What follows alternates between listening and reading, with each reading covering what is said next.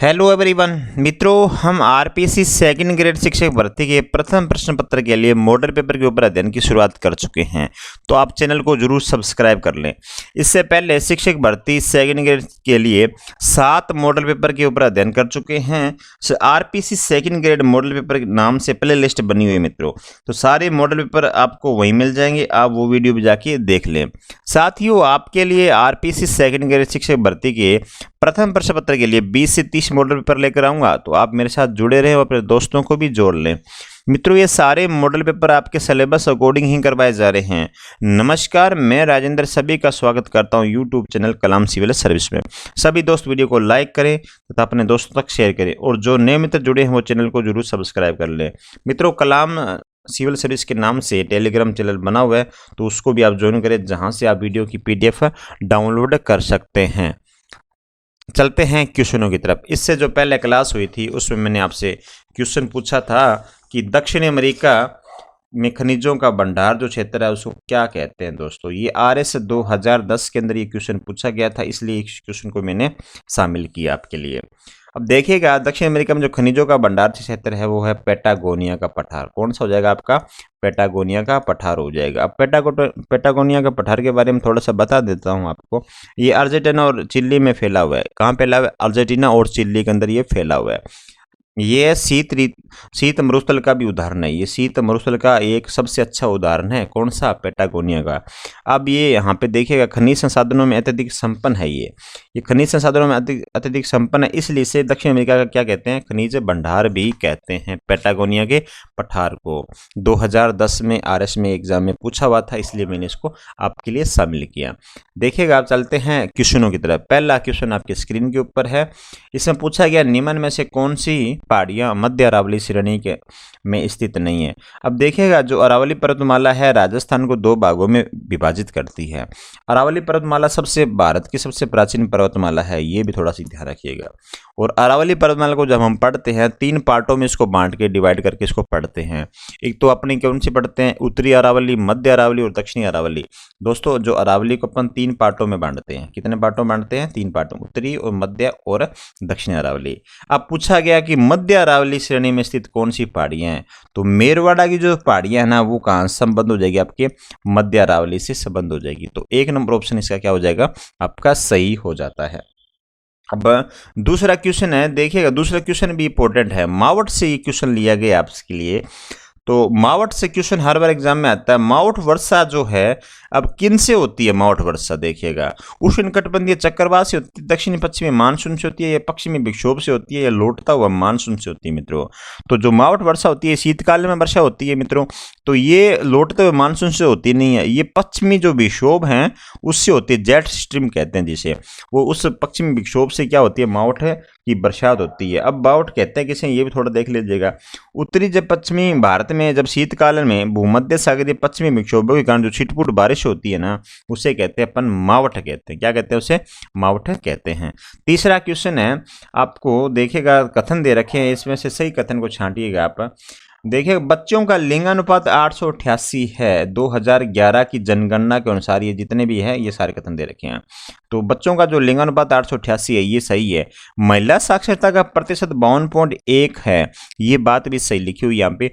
अनुसूचित जनजाति जनसंख्या का प्रतिशत 16.9, ये गलत लिखा हुआ है मित्रों। क्या लिखा हुआ है? ये गलत लिखा हुआ है। नगरीय जनसंख्या का प्रतिशत 25.1, ये भी गलत है। तो हमारा आंसर इसका क्या हो जाएगा? 1 और 2 सही हो जाएगा। अब देखिएगा, ये जो 3 नंबर और 4 नंबर गलत दे रखे हैं, इसके सही क्या होंगे?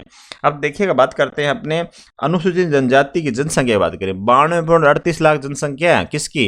अनुसूचित जनजाति की। अब ये राजस्थान के प्रतिशत के मामले में बात करें तो कितना प्रतिशत हो जाएगा? राजस्थान में 13.5 होगा। कितना होगा? ये 13.5% हो गया। अब नगरीय जनसंख्या का प्रतिशत कितना हो जाएगा? 25.4 है, ये गलत है। 25.1 लिखा हुआ, ये गलत है।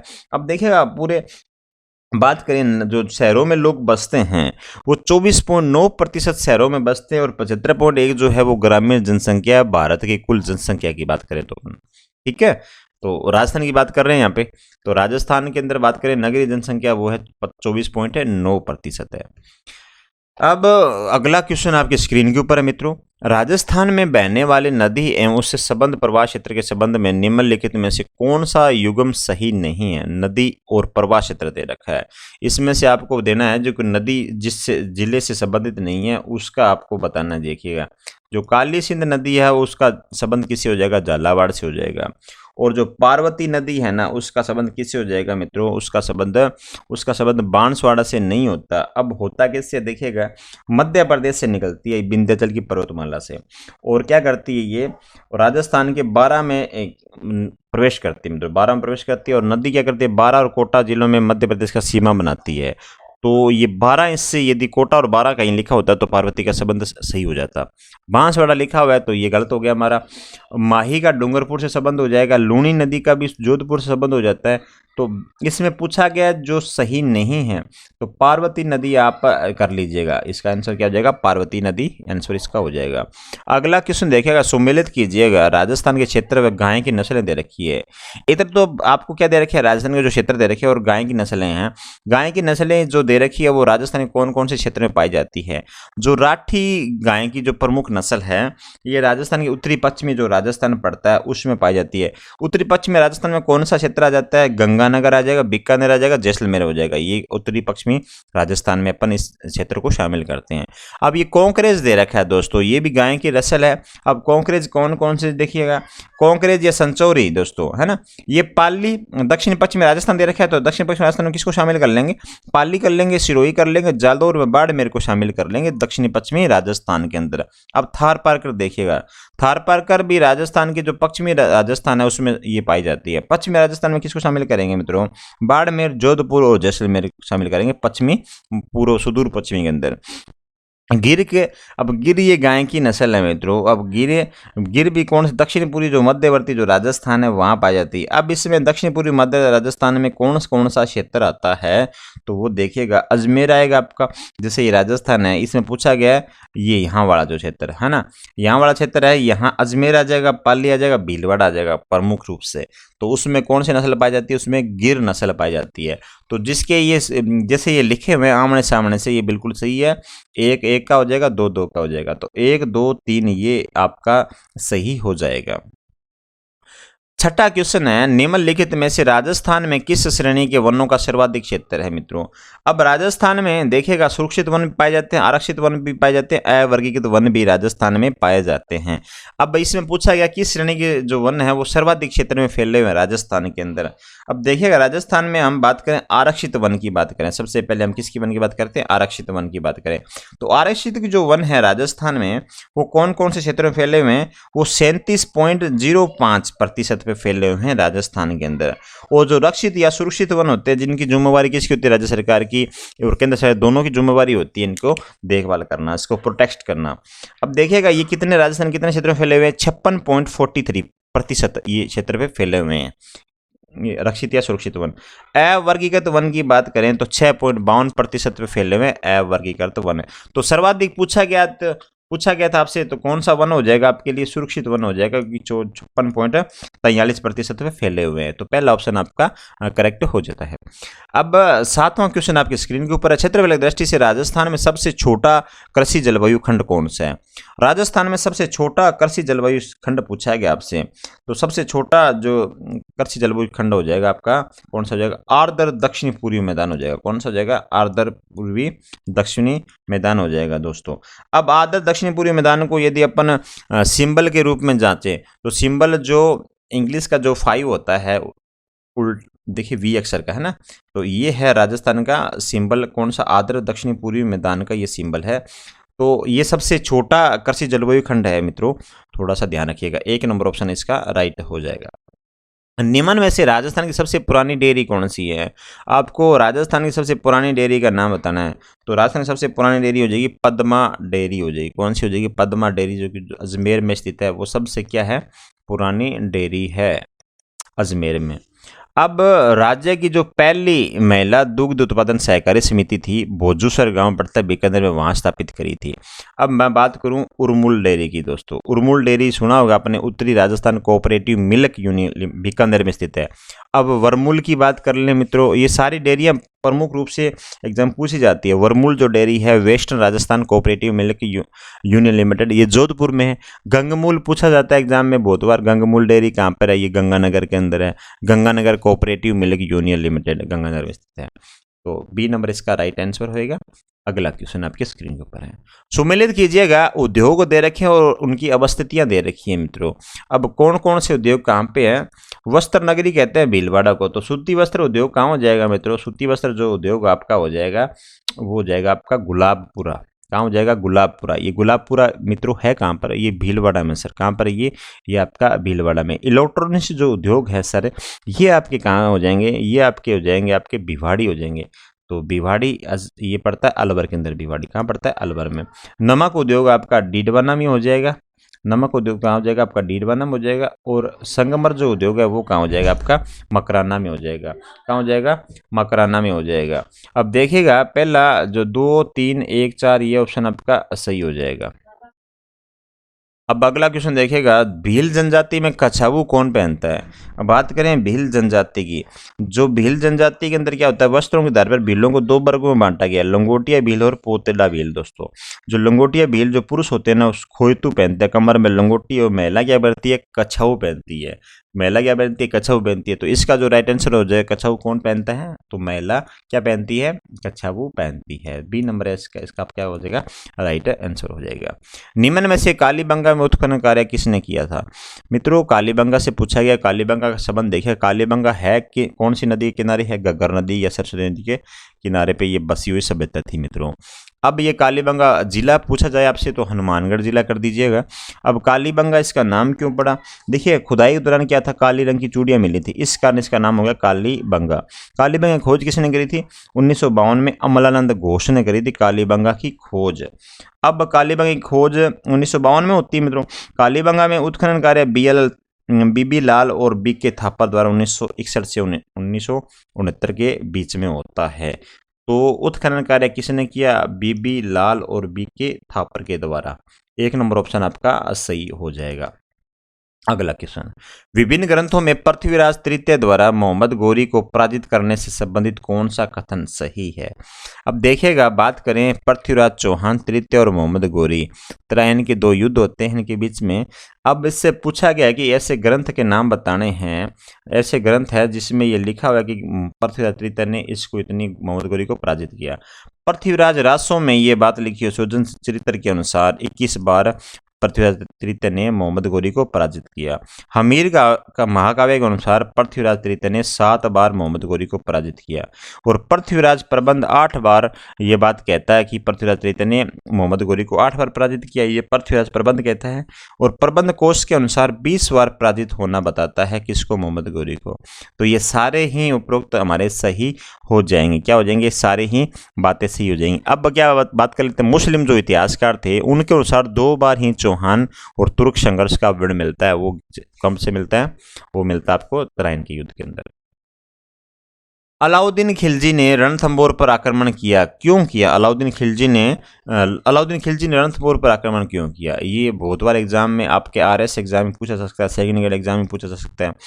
तो ये इसका कारण क्या था? इसका कारण था मित्रों सबसे ज़्यादा सुल्तान के जो विद्रोहियों को क्या दिया था, इन्होंने शरण दे दी थी। किसने दे दी थी शरण? जो रणथंबोर के जो शासक थे इन्होंने शरण दी थी। इसका शरण किसको, कौन कौन से शासक थे? एक तो मोहम्मद शाह था, एक केबरू था दोस्तों, केबरू, इसको शरण दी थी, है ना, हमीर ने। तो इस वजह से क्या किया था, रणथंबोर पे आक्रमण किया था अलाउद्दीन खिलजी ने। तो बी नंबर इसका राइट आंसर हो जाएगा। महान नाटककार राजशेखर किसके दरबार से संबंधित है? महान जो नाटककार थे राजशेखर। अब राजशेखर पूछा गया कौन से शासक के काल के समय थे? तो महेंद्रपाल प्रथम। मित्रों महेंद्रपाल प्रथम के समय कौन थे? राजशेखर थे। ये राजशेखर से बहुत बार एग्जाम में क्वेश्चन पूछा जाता है, इनकी जो विभिन्न ग्रंथ है उनसे क्वेश्चन पूछ लिया जाता है एग्जाम में। अब 15वां क्वेश्चन है, सुमेलित कीजिएगा। मित्रों यदि क्लास अच्छी लग रही है, क्वेश्चनों का स्तर अच्छा लग रहा है, तो वीडियो को आप एक बार जरूर लाइक करें और चैनल को जरूर सब्सक्राइब कर दीजिएगा। और टेलीग्राम चैनल को भी आप ज्वाइन कर लीजिएगा। 15वां क्वेश्चन है, सुमिलित कीजिएगा। एक तरफ दे रखे है पर्यटन स्थल और उनकी उनकी दे रखी है स्थिति। पर्यटन स्थल दे रखी है और उनकी दे रखी है, क्या दे रखी है, उनकी स्थिति दे रखी है, तो उनको मिलान करिएगा। 84 खंभों की जो छतरी है वो कहाँ हो जाएगी आपकी, वो हो जाएगी आपके मित्रों बूंदी के अंदर हो जाएगी। दौलत खां जो बाग है, वो दौलत बाग कहाँ बना हुआ है, वो दौलत बाग बना हुआ है आपके अजमेर के अंदर बना हुआ है सर। कहाँ बना हुआ है आपका, दौलत बाग अजमेर में बना हुआ है। लालगढ़ कहाँ है सर, लालगढ़ आपका हो जाएगा बीकानेर में। जग मंदिर कहाँ हो जाएगा, जग मंदिर हो जाएगा उदयपुर में। तो 3 4 1 2 3 4 1 2 3 4 ये हो जाएगा 4 3 2 1 4 3 1 2 4 3 1 2। ये दूसरा ऑप्शन आपका राइट हो जाएगा। 84 खंभों छतरी बूंदी के अंदर है तो 4 पहला आ जाएगा, है ना। तो दूसरा ऑप्शन इसका राइट हो जाएगा। मान सिंह को बिहार का सूबेदार किस वर्ष नियुक्त किया गया था। अब मान सिंह को पूछा गया बिहार का जो सूबेदार बनाया जाता है वो किस वर्ष बनाया जाता है, तो मान सिंह बिहार का सूबेदार भी बनता है और बंगाल का सूबेदार भी नियुक्त होता है। तो पूछा गया है जो मान सिंह है सम्राट अकबर के दरबार के अंदर था महाराजा मान सिंह, तो इसको 1587 ईस्वी में क्या किया था, बिहार का सूबेदार बनाया जाता है। तो 1587 ईस्वी में क्या किया जाता है, बिहार का सूबेदार नियुक्त किया जाता है अकबर के द्वारा। तो सी नंबर ऑप्शन इसका राइट हो जाएगा। महाराजा मान सिंह की मृत्यु कहाँ हुई थी, क्वेश्चन इंपॉर्टेंट है, हर बार एग्जाम में पूछा जाता है। तो महाराजा मान सिंह की मृत्यु राजस्थान में ना होके बाहर होती है, तो मित्रों वो कहाँ होती है, वो हो जाएगी आपके महाराजा मान सिंह की मृत्यु हो जाएगी एलिचपुरा, जो स्थान कहाँ पड़ता है, महाराष्ट्र में। ये दक्षिणी भारत के अभियान में गया था, जहाँ पे अहमदनगर अभियान पे भेजा गया था इसको। वहाँ क्या हुआ था, 1614 ईस्वी में इसकी एलिचपुरा नामक स्थान था, वहाँ पे क्या हो जाती है, इसकी मृत्यु हो जाती है। अब बुरहानपुर भी आप सोच रहे होंगे, बुरहानपुर भी कुछ न कुछ है। तो बुरहानपुर क्या था, ये दक्षिण भारत में एक स्थान पड़ता है, वहाँ पे महाराजा राय सिंह की मृत्यु हुई थी। यहाँ महाराजा राय सिंह की मृत्यु होती है, यहाँ महाराजा मान सिंह की मृत्यु होती है। तो बुरहानपुर और एलिचपुरा थोड़ा सा इसको याद कीजिएगा। नारायणी देवी वर्मा एवं स्नेहलता शर्मा किस प्रजामंडल से संबंधित है। जो नारायणी देवी वर्मा है ये माणिक्यलाल वर्मा की पत्नी थी, और जो स्नेहलता वर्मा है ये वर्मा जी माणिक्यलाल वर्मा की सबसे बड़ी पुत्री थी मित्रों। अब इसके अलावा जो इसका संबंध हो जाएगा, अपन बात करें मेवाड़ प्रजामंडल से संबंध हो जाएगा। कहाँ से हो जाएगा इनका संबंध, हो जाएगा मेवाड़ प्रजामंडल से। तो 1 नंबर लगा लीजिएगा। इनके अलावा मेवाड़ प्रजामंडल में और भी महिलाएं थी। अब और महिलाएं कौन कौन सी थी, भगवती देवी थी, है ना, कमला देवी थी, रमा देवी थी, सुभद्रा देवी थी। ये सारे मेवाड़ प्रजामंडल से जुड़ी हुई थी, औरतें थी। कौन सा असुमिलित है, संगठन दे रखे हैं और इनका स्थापना वर्ष दे रखा है। जैसे राजस्थान संघ है, तो राजस्थान सेवा संघ की स्थापना कब होती है, राजस्थान सेवा संघ की स्थापना होती है 1919 के अंदर ही होती है। तो पहला तो सही है हमारा। और दूसरा देखिएगा, राजपूताना मध्य भारत सभा, ये 1918 में इसकी स्थापना होती है। अखिल भारतीय देसी राज्य लोक परिषद 1927 में इसकी स्थापना होती है। नरेंद्र मंडल 1925, इसकी स्थापना 1925 में नहीं होती है। 1925 में नहीं होती, फिर कब होती है, देखिएगा नरेंद्र मंडल की स्थापना होती है 8 फरवरी 1921 को होती है। वो भी कहाँ होती है, दिल्ली में होती है। ठीक है। मत्स्य संघ के निर्माण से संबंध कौन सा कथन असत्य है। मत्स्य संघ के निर्माण से पूछा गया है, इसमें से कौन सा कथन असत्य है। देखिएगा अपन कथन पे विचार करते हैं। सबसे पहले मत्स्य का निर्माण राजस्थान के एकीकरण का प्रथम चरण था, ये सही है, पर प्रथम चरण था मत्स्य संघ। मत्स्य संघ का नाम के मुंशी के द्वारा दिया गया था, ये बात भी सही है। मत्स्य संघ राज प्रमुख करौली के महाराजा थे दोस्तों, करौली के महाराजा नहीं थे, ये गलत हो जाएगा हमारा। तो वो धौलपुर के महाराजा थे उदयभान सिंह, है ना, वो थे इसके क्या, राज प्रमुख बनाए गए थे।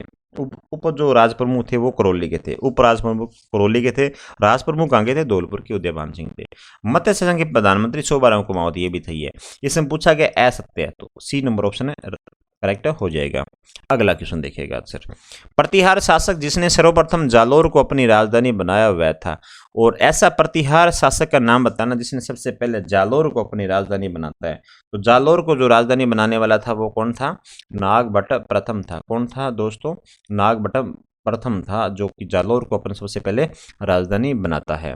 अब 22वां क्वेश्चन आपकी स्क्रीन के ऊपर है, सुमिलित करना। आपको आंदोलन दे रखे और इनके शुरू होने के वर्ष दे रखे आपको। तो जो बिजोलिया आंदोलन है ये कहाँ कब शुरू होता है, ये शुरू होता है सर आपका 1897 में शुरू हो जाएगा आपका। कब हो जाएगा? 1897 में शुरू हो जाएगा। बेंगू जो किसान आंदोलन है ये 1921 में होएगा, और बूंदी का जो आंदोलन है वो आपको 1922 में होता है, और नीमू चना जो हत्याकांड हो जाएगा 1925 में हो जाएगा। तो इसका मतलब ये हो गया कि 2 और 4 और 3 1, 2 4 3 1, सी नंबर ऑप्शन आपका क्या हो जाएगा? राइट हो जाएगा। तो ये किसान आंदोलन से क्वेश्चन थे, तो किसान आंदोलन से थोड़ा सा क्वेश्चन देख लीजिएगा। हर बार किसान आंदोलन से कहीं ना कहीं बिजोलिया बेंगू किसान आंदोलन कहीं ना कहीं क्वेश्चन एग्जाम में पूछ लिया जाता है। अगला क्वेश्चन देखिएगा, 23 नंबर क्वेश्चन है। तो आप वीडियो को मित्रों लाइक जरूर करें और चैनल को जरूर सब्सक्राइब कर दीजिएगा। निम्न में से कौन सा पैर का आभूषण नहीं है? तो पैर का आभूषण नहीं पूछा गया है, और बाकी जो 3 है वो पैर के आभूषण है। तो कौन सा पैर का आभूषण नहीं है? देखिएगा, अपन बात करें आभूषणों की, तो सबसे पहले इसका जो राइट आंसर होगा उस पर बात चर्चा करते हैं। तो पैर का आभूषण, सरी जो आभूषण है वो पैर का आभूषण नहीं है। कहाँ का आभूषण है सरी?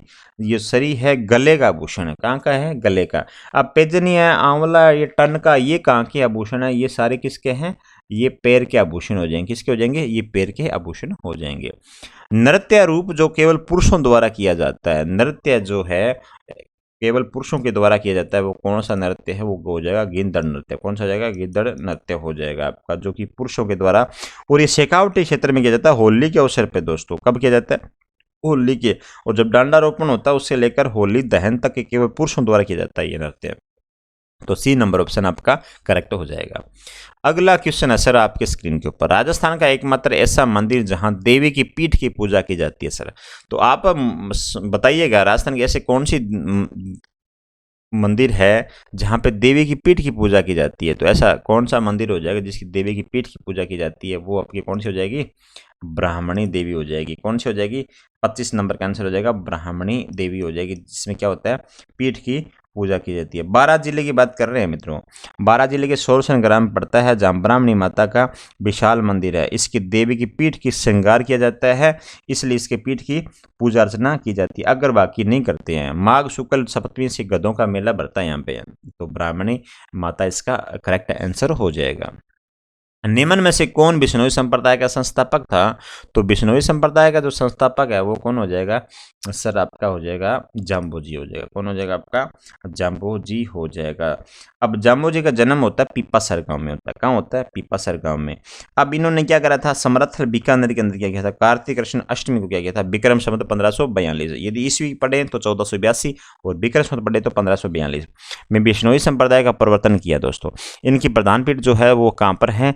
वो हो जाएगी आपकी समराथल हो जाएगी। कहाँ हो जाएगी? समराथल प्रधान पीठ हो जाएगी जाम्बू जी की। 3 नंबर आंसर आपका करेक्ट हो जाएगा। 27वां आंसर देखिएगा, 27वां क्वेश्चन देखिएगा, पिछवाई चित्रांकन किस चित्र शैली से संबंधित है? पिछवाई चित्रांकन पूछा गया। पिछवाई चित्रांकन किस शैली से संबंध हो जाएगा? आपका हो जाएगा नाथ द्वारा शैली से इसका संबंध हो जाएगा। तो नाथ द्वारा शैली लगा लीजिएगा।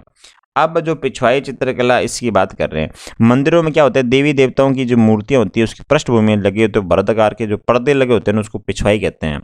जो पर्दे को क्या कहते हैं? पिछवाई कहते हैं। और नाथ द्वारा चित्रशैली का जो प्रधान विषय क्या है? कृष्ण लीला है। कृष्ण लीला है, इसका प्रधान विषय क्या है? कृष्ण लीला हो जाएगा। निम्नलिखित में से कौन सा एक युग्म सही सुमेलित नहीं है? आपको सही सुमेलित नहीं है वो बताइएगा। तो कौन सा है सही सुमेलित? मंदिर स्थान द्वारकाधीश मंदिर। तो द्वारकाधीश मंदिर कांकरोली के अंदर है। सुंदा माता का मंदिर भीनवाल में है। आई माता का मंदिर बिलाड़ा में है। और ज्वाला माता का जो मंदिर है वो तलवाड़ा में नहीं है। तो ज्वाला माता का मंदिर जो है राजधानी जयपुर जिले में जोबनेर नामक स्थान पर स्थित है। कहाँ पर है? जोबनेर में। यह प्राचीन जो शक्तिपीठ है खंगाराउत की कुल देवी है। जो खंगाराउत होती है उनकी कुल देवी है ये ज्वाला माता। तो ये गलत है तलवाड़ा। ये कहाँ हो जाएगा? आपका जयपुर जिला हो जाएगा, जोबनेर स्थान। निम्नलिखित में से किस जिले में गोडवाड़ी बोली बोली जाती है? जो गोडवाड़ी जो बोली है मारवाड़ी की उपबोली है। किसकी उपबोली है? ये मारवाड़ी की उपबोली है। पहले बात तो ये आपको याद रखिएगा। और ये बोली जालोर वगैरह जो क्षेत्र होता है उसके आसपास जो तहसील होती है आहोर वगैरह उसमें ये बोली बोली जाती है। बिसलदेव जो रासो है इस बोली की प्रमुख रचना है गोडवाड़ी की। तो आंसर क्या हो जाएगा आपका? करेक्ट हो जाएगा जालोर हो जाएगा आपका करेक्ट आंसर हो जाएगा। अगला क्वेश्चन है वेली कृष्ण रुक्मणी के लेखक थे। तो वेली कृष्ण रुक्मणी के लेखक पूछा गया है वो थे आपके पृथ्वीराज। अब पृथ्वीराज की बात करें, आपके सामने कल्याणमल का पुत्र था राठौड़ पृथ्वीराज। ये उच्च कोटि का विद्वान था और योद्धा भी था। अब राठौड़ जो पृथ्वीराज डिंगल भाषा की प्रखंडित पंडित थे मित्रों पृथ्वीराज, ठीक है ना। अब राठौड़ जो पृथ्वीराज था, अब इसने क्या किया था, वेली कसम रुक्मिणी क्या करी थी, रचना रची थी। तो वेली कसम रुक्मिणी रचना के लेखक कौन हो जाएंगे, पृथ्वीराज हो जाएंगे। अबुल फजल ने किस दुर्ग के बारे में लिखा कि यह इतनी ऊंचाई पर स्थित है कि नीचे से ऊपर की ओर देखने पर सिर से पगड़ी नीचे गिर जाती है। सारे मैं क्वेश्चन है ना आपके इंपॉर्टेंट क्वेश्चन लेकर आया हूँ, तो ये पहले एग्जाम में कहीं ना कहीं आए हुए हैं, तो उसी क्वेश्चन को मैंने आपके लिए शामिल किया है। सेकंड ग्रेड शिक्षक भर्ती की ये मॉडल पेपर है, आपके सामने है। 50 क्वेश्चन मैं आज करवा दूंगा, 50 क्वेश्चन थोड़ी देर के बाद में आज ही लेकर आऊँगा। तो 100 क्वेश्चन अपन क्लास बड़ी हो जाती है, इसलिए क्वेश्चनों को अपन क्या करते हैं, 2 भागों में डिवाइड कर देते हैं। अब देखिएगा 31वां क्वेश्चन आपके, अबुल फजल ने किस दुर्ग के बारे में लिखा है कि यह इतनी ऊंचाई पर स्थित है कि नीचे से ऊपर देखने से सिर से पगड़ी नीचे गिर जाती है। तो ये कौन से दुर्ग के बारे में लिखा हुआ है, ये कुंभलगढ़ दुर्ग के बारे में ये बात अबुल फजल ने ये बात कही थी। अब मेवाड़ और मारवाड़ा की सीमा पर राजसमंद जिले के अंदर सदरी गांव के नजदीक पड़ता है अरावली पर्वतमाला की जो जरगा पहाड़ी है, उसके ऊपर है कुंभा द्वारा 1448 से 1458 के बीच में कुंभलगढ़ दुर्ग का निर्माण करवाया गया था। यूनेस्को की सूची में शामिल है। यूनेस्को ने 21 जून 2013 को इसे दुर्ग को विश्व विरासत सूची में शामिल किया था। मेवाड़ की आंख भी कहते हैं, मेवाड़ की संकटकालीन राजधानी भी कहते हैं कुंभलगढ़ दुर्ग को। थोड़ा सा याद कर लीजिएगा, थोड़ा सा सारे क्वेश्चन इंपॉर्टेंट। आप चैनल को सिर्फ लाइक करें और वीडियो को जरूर लाइक कर दीजिएगा। रामदेव जी के मेले का प्रमुख नृत्य कौन सा है, तो रामदेव जी के जो मेले का जो प्रमुख नृत्य हो जाएगा कौन सा हो जाएगा, 13 ताली नृत्य हो जाएगा। कौन सा हो जाएगा, 13 ताली नृत्य हो जाएगा, 1 नंबर आंसर हो जाएगा। अब 13 ताली जो नृत्य है वो कामड़ संप्रदाय की महिलाओं द्वारा किया जाता है। क्या किया जाता है, 13 ताली जो नृत्य है वो कामड़ जो संप्रदाय होती है उनकी महिलाएं करती है। इस नृत्य में क्या होता है, कुल 13 मंजीरे होते हैं, 9 दाहिने पैर पर होते हैं, 2 हाथी की कोहनी से ऊपर होते हैं और 2 मंजीरे हाथ में बांध कर यह नृत्य प्रस्तुत किया जाता है और रामदेव मेले के अंदर किया जाता है। ये फल्गुबाई संबंधित है। फल्गुबाई का संबंध पूछा गया आपसे, तो फल्गुबाई जो है उसका संबंध हो जाएगा चरी नृत्य से हो जाएगा। किससे नृत्य से हो जाएगा, चरी नृत्य से हो जाएगा, फल्गुबाई का संबंध हो जाएगा। फल्गुबाई जो किशनगढ़ की फल्गुबाई है, इसकी लोकप्रिय नृत्यांगना है किशनगढ़ की, ठीक है। अगला क्वेश्चन देखिएगा, राजस्थान पद हेतु न्यूनतम आयु सीमा निर्धारित है। जो राज्यपाल है उसके पद हेतु पूछा गया न्यूनतम आयु कितनी होनी चाहिए, तो राज्यपाल के लिए सबसे कम आयु कितनी होनी चाहिए, कितने वर्ष का राज्यपाल बन सकता है, तो 35 ईयर्स का राज्यपाल बन सकता है। देखिएगा है ना, 35 साल सबसे कम उम्र कितनी होनी चाहिए, 35 साल होनी चाहिए। संविधान के अनुच्छेद 157 के अनुसार की बात करते हैं, तो राज्यपाल के रूप में नियुक्ति केवल भारत की नागरिकता और 35 वर्ष की आयु होने की निर्धारित की गई है, ठीक है। 35 वर्ष कम से कम आयु होनी चाहिए और भारत का नागरिक होना चाहिए, 157 ये बात कहता है। संविधान के अनुसार मुख्यमंत्री किया जाता है, तो संविधान के अनुसार मुख्यमंत्री क्या किया जाता है, बहुत बार एग्जाम पूछा गया, सिंपल क्वेश्चन है। तो संविधान के अनुसार मुख्यमंत्री नियुक्त किया जाता है, क्या किया जाता है, नियुक्त किया जाता है, ठीक है। अगला क्वेश्चन देखेगा, निम्नलिखित में से कौन सा एक सुमेलित नहीं है। अब सुमेलित नहीं पूछा गया है, ये देखेगा। राजस्थान के मुख्य सचिव दे रखे हैं दोस्तों, राजस्थान के मुख्य सचिव दे रखे हैं, उनकी अवधि दे रखी है आपके सामने।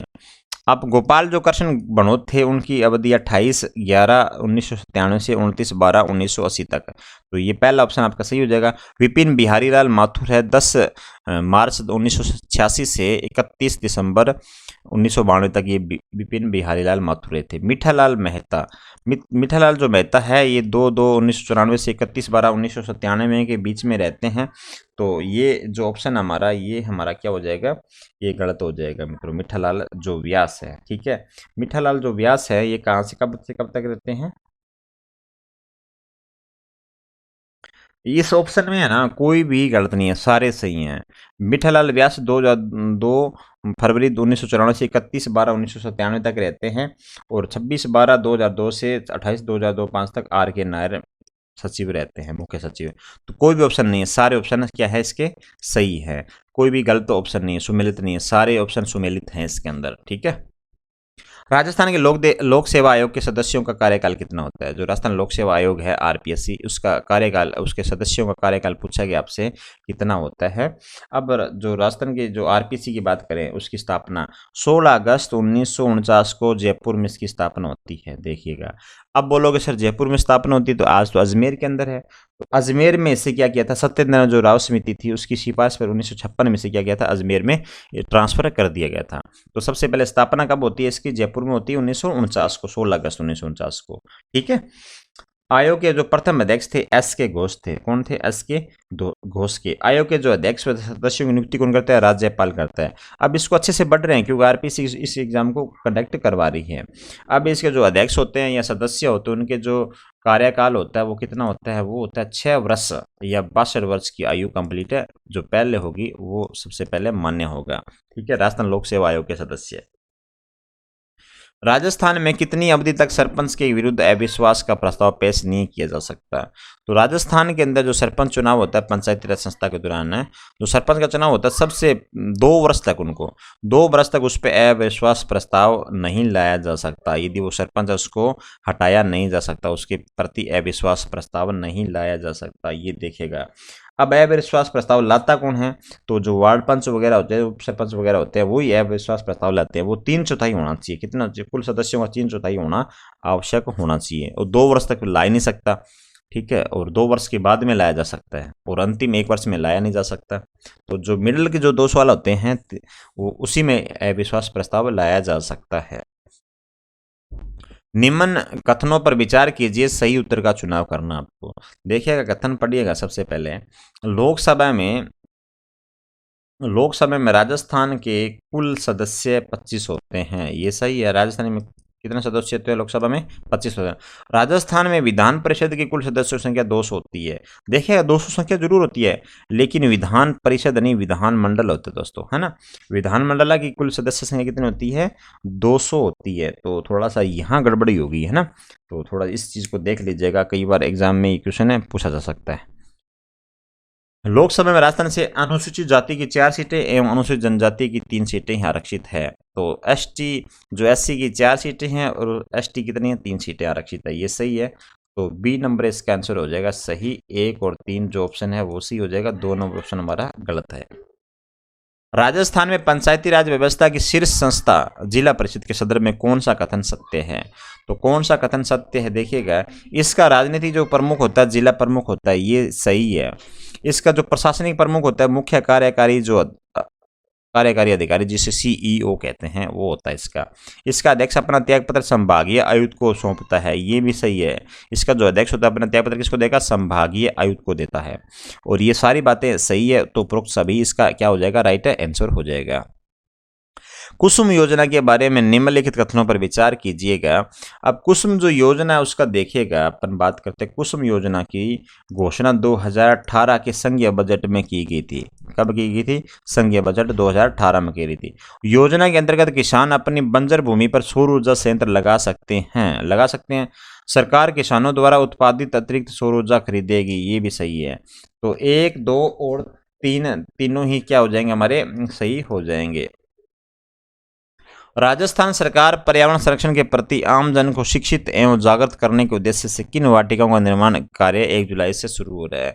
तो किन वाटिकाओं का निर्माण जो 1 जुलाई से कार्य शुरू हो रहा है? तो वो हो रहा है आपका लव कुश वाटिकाओं का कार्य प्रारंभ हो रहा है। तो सी नंबर ऑप्शन हमारा क्या हो जाएगा? राइट हो जाएगा। किस राज्य ने गर्भवती महिलाओं के लिए आंचल नामक एक विशेष स्वास्थ्य देखभाल योजना शुरू करी है? तो किस राज्य ने करी है? वो आपका हो जाएगा राजस्थान ने करी है। ठीक है। राजस्थान ने कौन सी योजना शुरू करी है? गर्भवती जो महिलाएं हैं, करौली जिले के अंदर दोस्तों एक विशेष स्वास्थ्य देखभाल योजना है जो आंचल है, उसकी शुरुआत हुई है करौली जिले से। ठीक है। इसमें क्या है? इस अभियान के दौरान क्या होगा? 13,000 से अधिक गर्भवती महिलाओं का हीमोग्लोबिन के स्तर के लिए परीक्षण किया गया और सही दवाएं लेने की सलाह दी गई है।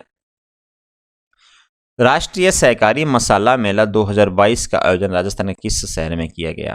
तो राजस्थान के किस शहर में किया गया राष्ट्रीय सहकारी मसाला? तो इसका किया गया जयपुर में। ठीक है। जयपुर शहर में इसका आयोजन किया गया है। स्वस्थ बेटी अभियान की शुरुआत राजस्थान के किस जिले में की गई है? स्वस्थ बेटी अभियान की शुरुआत पूछी गई है राजस्थान में। अब बात करें 24 जनवरी 2022 की बात करें, ठीक है। 24 जनवरी 2022 को राष्ट्रीय बालिका दिवस के अवसर पर, ठीक है, बालिका दिवस के अवसर पर क्या हुआ था, राष्ट्रीय उद्योग एवं वाणिज्य मंत्री था शंकुतला रावत ने अलवर जिले के बानूसर में स्वस्थ बेटी अभियान की शुरुआत करी थी। स्वस्थ बेटी की शुरुआत कब होती है? अलवर जिले से होती है, ठीक है। अलवर से शुरू करी थी। अब इसके अंदर क्या होता है इसमें क्या शंकुतला जो रावत थी जिसने शुरुआत करी थी, उद्योग और वाणिज्य मंत्री थी, इस अवसर पर उसने कहा था कि राज्य सरकार द्वारा प्रदेश में बेटियों के लिए अनेक योजनाएं चलाई जा रही है। बेटी बचाओ बेटी पढ़ाओ, उड़ान योजना, मुख्यमंत्री कन्यादान योजना और मुख्यमंत्री आश्रय योजना, हर वर्ग की बेटियों को सम्मान मिला है मित्रों इस योजनाओं से। तो ये कहाँ से शुरू की गई थी? ये अलवर हो जाएगा, इसका राइट आंसर कहाँ हो जाएगा? अलवर से इसकी शुरुआत हुई थी। अगला क्वेश्चन देखिएगा, हाल ही में केंद्रीय आवास एवं शहरी मंत्रालय द्वारा जारी स्मार्ट सिटी रैंकिंग में राजस्थान के किस जिले को दूसरा स्थान मिला है? तो स्मार्ट सिटी रैंकिंग में पूछा गया राजस्थान के कौन से जिलों को दूसरा स्थान मिला है। तो पहला स्थान की बात करें सबसे पहले, तो अपन उसकी बात करते हैं। सबसे पहला स्थान किसको है? तो सूरत शहर है गुजरात का, उसको 128.80 अंक मिले हैं। दूसरा स्थान हो जाएगा हमारा इसका उदयपुर का हो जाएगा दूसरा स्थान। कौन सा हो जाएगा? उदयपुर को दूसरा स्थान है। दूसरा स्थान 122.80 अंक के साथ में ये दूसरे स्थान पे है, ठीक है। इसके बाद में जो हमारा आगरा जाएगा तीसरे स्थान पे हो जाएगा। उदयपुर के अतिरिक्त तो राजस्थान के जो स्थान हैं जैसे जयपुर, जयपुर को 7वां स्थान मिला है। कौन सा मिला? जयपुर को 7वां, और कोटा को 16वां और अजमेर को 18वां स्थान मिला है, ठीक है। थोड़ा सा ये भी ध्यान में रखिएगा आप। अगला क्वेश्चन आपके स्क्रीन के ऊपर है, राजस्थान विधानसभा द्वारा नवगठित समितियों के नियुक्त अध्यक्षों के संदर्भ में सुमेलित युग्म में है। तो सुमेलित युग्म देखिएगा, प्राकलन समिति ख दयाराम परमार, ये सही है। और इसके बाद में प्राकलन समिति क राजेंद्र पारिक, ये भी सही है। और जन लेखा समिति गुलाब चंद कटारिया, ये भी आपका क्या है? ये भी आपका सही है इनका गठन, ठीक है। उपरोक्त सही, ये तीनों बात क्या है? उपरोक्त सही हो जाएगी आपकी। राजस्थान में सर्वाधिक विदेशी पर्यटक कहाँ से आते हैं? विदेशी पर्यटक पूछे गए आपसे, जापान, फ्रांस, अमेरिका, रूस। विदेशी पर्यटक कहाँ से आते हैं? तो विदेशी जो पर्यटक वो आते हैं आपके फ्रांस से आते हैं मित्रों। कहाँ से आते हैं सर? आपके फ्रांस से आपसे विदेशी पर्यटक आते हैं। यदि संख्या दृष्टिकोण से देखें तो पुष्कर अजमेर में सर्वाधिक पर्यटन देशी विदेशी दोनों मिला के पुष्कर में सर्वाधिक आते हैं। और सबसे ज़्यादा यदि विदेशी पूछे तो विदेशी पर्यटक कहाँ आएंगे? आपके जयपुर में आते हैं सबसे ज़्यादा विदेशी पर्यटक, ठीक है। अगला क्वेश्चन देखिएगा, अप्रैल 2022 में मुख्यमंत्री अशोक गहलोत ने MIU वैनों को हरी झंडी दिखाकर रवाना किया। MIU का पूर्ण रूप पूछा गया आपसे, MIU का, तो इसका जो पूर्ण हो जाएगा मोबाइल इन्वेस्टिगेशन यूनिट हो जाएगी, ठीक है। इन्वेस्टिगेशन यूनिट हो जाएगी। सी नंबर आंसर क्या हो जाएगा आपका? राइट हो जाएगा। राजस्थान में पेट्रोलियम उत्पादक क्षेत्र के अंतर्गत कितने पेट्रोलिफेरस बेसिन हैं? तो ये क्वेश्चन भी इंपॉर्टेंट है, देखिएगा। इसमें पूछा गया कि आपसे राजस्थान में पेट्रोली उत्पादन के क्षेत्र में कितने पेट्रोली बेसिन है। तो कितने हो जाएंगे राजस्थान में? 4 हो जाएंगे। कितने हो जाएंगे मित्रों? 4 आपके पेट्रोलिफेरस बेसिन हो जाएंगे। अब 4 कौन कौन से हैं वो भी देख लो। बाड़मेर सांचौर बेसिन हो जाता है, जैसलमेर बेसिन हो जाएगा आपका, बीकानेर नागौर बेसिन हो जाता है, विंध्यन बेसिन हो जाएगा। ये 4 बेसिन हैं, ठीक है। तो थोड़ा सा इसको भी आप ध्यान रखिएगा। आज का क्वेश्चन है, इसका जो आपको आंसर देना है कमेंट बॉक्स में देना है। दक्षिण अमेरिका का चौड़ा वृक्ष रहित घास के मैदान कहलाते हैं। तो दक्षिण अमेरिका में घास के मैदान जो किस नाम से कहलाते हैं? Selvas, pampas, prairie, steppes. तो इसको जो आंसर देना आपको कमेंट बॉक्स में देना है। क्लास कैसे लगी, वीडियो कैसा था, तो उसका भी आंसर आप मुझे कमेंट बॉक्स में दे सकते हैं। आप वीडियो को जरूर लाइक करें और चैनल को जरूर सब्सक्राइब कर लें और टेलीग्राम चैनल को ज्वाइन करना ना भूलें मित्रों। और वीडियो को अंत तक मेरे साथ बने रहने के लिए थैंक यू सो मच।